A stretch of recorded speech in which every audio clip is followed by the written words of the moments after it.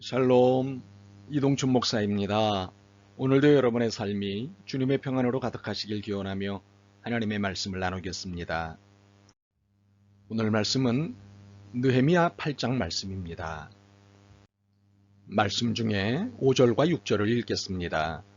에스라가 모든 백성 위에 서서 그들 목전에 책을 펴니 책을 펼 때에 모든 백성이 일어서니라. 에스라가 위대하신 하나님 여호와를 송축하며 모든 백성이 손을 들고 아멘 아멘 하고 응답하고 몸을 굽혀 얼굴을 땅에 대고 여호와께 경배하니라. 아멘. 느헤미야 8장 말씀을 본문으로 살리는 것은 말씀입니다 라는 제목의 말씀을 나누도록 하겠습니다.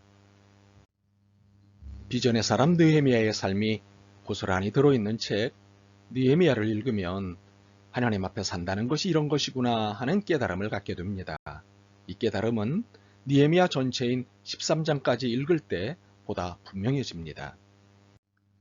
그러나 오늘은 다 읽을 수 없고 핵심이라고 할 수 있는 8장을 중심으로 살펴보겠습니다. 그러나 8장을 보다 잘 이해하기 위해 느헤미야 전체 맥락을 짚어보겠습니다. 1장에서 7장까지는 성전 재건을 향한 느헤미야의 지도력이 돋보인 내용이고 8장에서부터 13장까지는 느헤미야에 의해 시도된 공동체 개혁에 대한 내용입니다. 드디어 그의 눈에서 민족 사랑의 눈물을 빼게 했던 예루살렘 성벽 재건은 완성되었고 성벽과 도시는 의도했던 대로 모양을 갖추게 되었습니다. 너무도 감사하고 기뻤습니다. 그런데 무엇인가 빠졌다는 느낌이 들었습니다. 다 됐다고 생각했는데 무언가 빠진 느낌이 든 것입니다. 그것은 다름 아닌 하나님의 생동감이었습니다. 예루살렘 도시가 재건되었음에도 불구하고 하나님의 생동감이 돌아오지 않은 것입니다. 느헤미야가 찾아낸 이유는 다름 아닌 말씀의 부재였습니다. 성벽은 재건되었지만 말씀은 아직 재건되지 않았다는 사실을 깨달은 것입니다. 오늘 본문의 1절부터 8절을 읽으면 느헤미야는 하나님의 말씀의 중요성을 알고 있었습니다. 그는 이스라엘의 안전이 성벽의 견고함에 있는 것이 아니라 하나님께 있음을 알고 있었던 것입니다. 영적 재건이 없는 물리적 재건은 공허한 것임을 알고 있었던 것입니다. 이에 그는 예배 회복과 말씀 회복을 지도하기 시작했습니다. 느헤미야의 지도 아래 백성들은 주님의 말씀을 듣기 위해 모였고 에스라는 그들에게 말씀을 읽어주었습니다. 4절에 보면 백성들은 에스라를 수문 앞에 특별히 만든 나무강단에 모십니다. 우리는 여기서 수문 앞이라는 말에 주의를 기울일 필요가 있습니다. 성경에서 물이 상징하는 바는 하나님의 말씀입니다. 하나님은 이스라엘 백성들에게 하나님의 말씀의 필요성을 상기시키시기 위해 수문 앞 광장을 말씀을 듣는 장소로 선택해 하셨던 것입니다. 오늘 우리의 수문 앞 광장은 어디일까요? 교회입니다.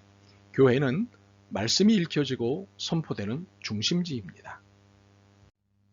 우리는 느헤미야 8장에서 흥미로운 것을 몇 가지 발견하게 되는데 그 중 하나가 8장 어느 곳에도 음악적인 요소가 등장하지 않는다는 사실입니다.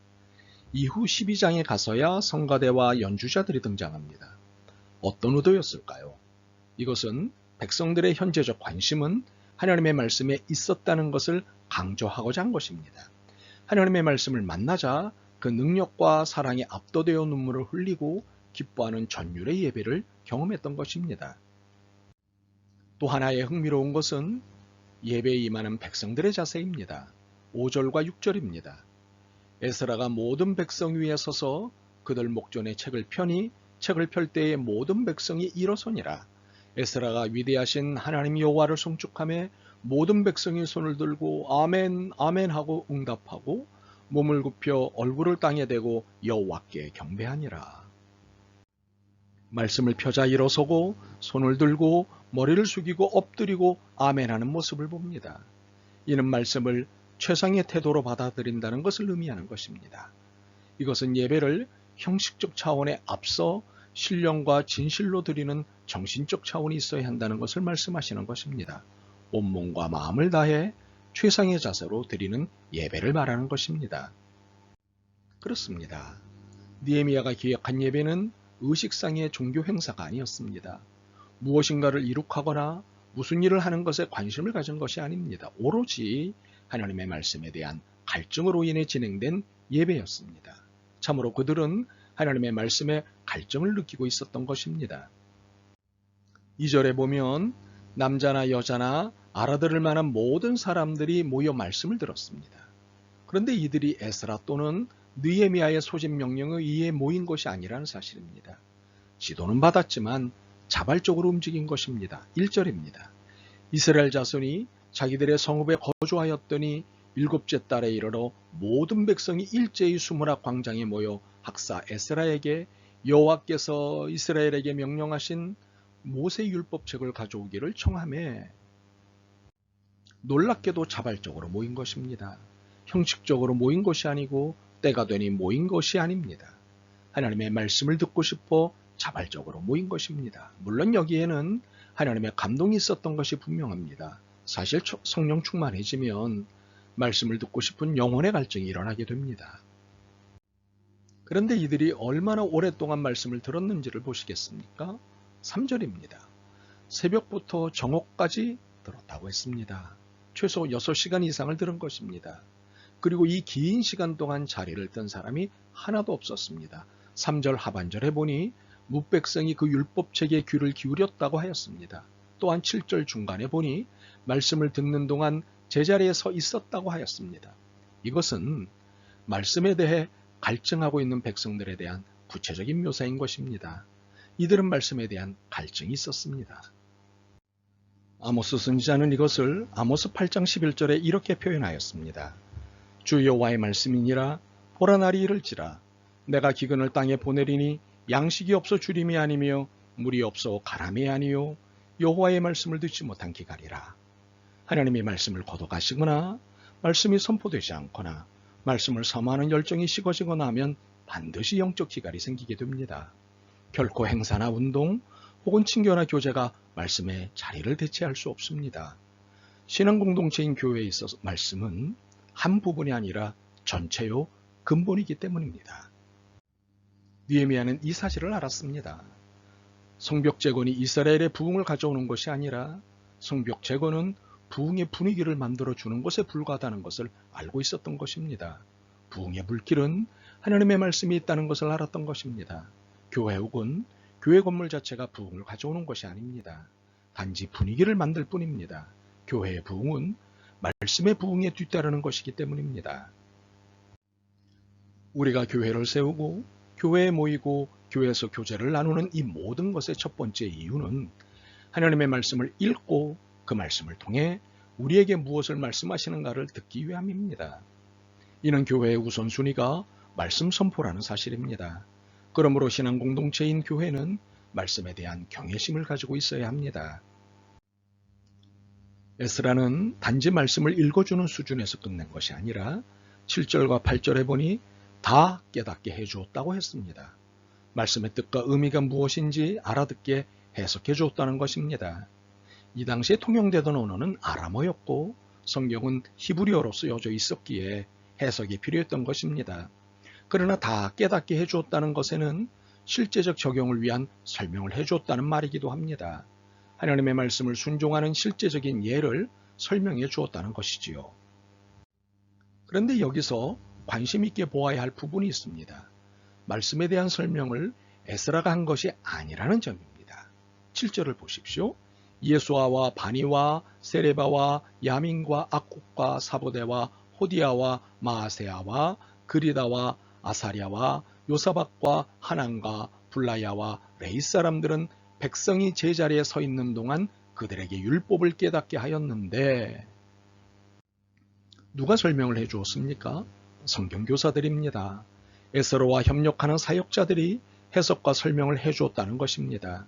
다른 사역뿐만 아니라 말씀의 사역도 혼자 다 할 수 있는 일이 아닙니다. 짐을 나누어야 합니다. 그래야 효과적입니다.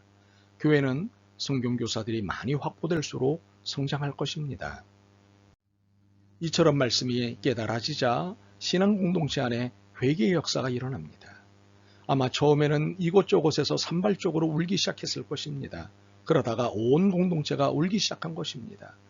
그들은 자기들의 죄를 애통해 한 것이 틀림없습니다. 그러나 그날은 기쁨의 날이 되었습니다. 회개 역사가 이루어진 날은 슬픈 날이 아니라 기쁜 날이 되는 것이기 때문입니다. 그래서 영적 지도자들은 그들에게 슬퍼하지 말며 울지 말고 잔치를 벌일 것을 명령합니다. 느헤미야는 10절에서 이렇게 말을 합니다. 이날은 우리 주의 성일이니 근심하지 말라. 여호와로 인하여 기뻐하는 것이 너희의 힘이니라. 이 명령에 모든 백성이 순종했다고 성경은 보고합니다. 12절입니다. 모든 백성이 곧 가서 먹고 마시며 나누어주고 크게 즐거워하니 이는 그들이 그 일근 들려준 말을 밝히야 알미라. 말씀이 역사하고 말씀이 그들의 삶을 지배하자 순종의 기쁨이 넘쳐납니다.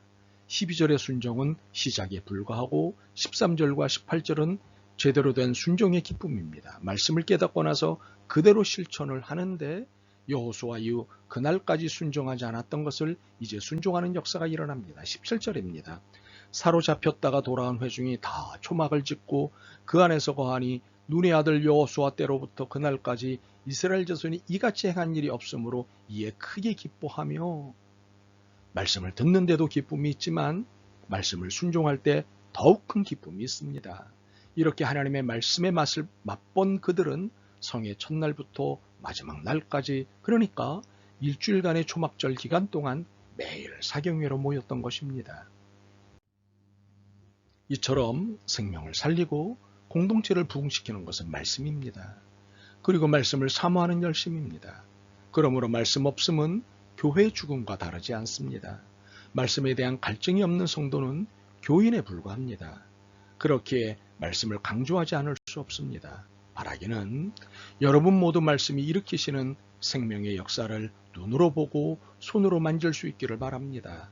이를 위해 말씀을 사모하는 열심이 여러분 모두에게 넘치시길 소원합니다. 아멘. 주님, 말씀만이 생명의 역사를 일으키고 부흥을 일으킨다는 사실을 깨달았습니다. 말씀 앞에 살고 싶습니다. 말씀을 사모하는 열심이 저희 가운데 넘치게 하옵소서 하여 저희의 삶과 공동체가 살아나는 역사, 부흥하는 역사가 있게 하옵소서. 예수 그리스도의 이름으로 기도드립니다. 아멘. 오늘도 여러분의 믿음과 삶을 응원합니다. 사랑합니다.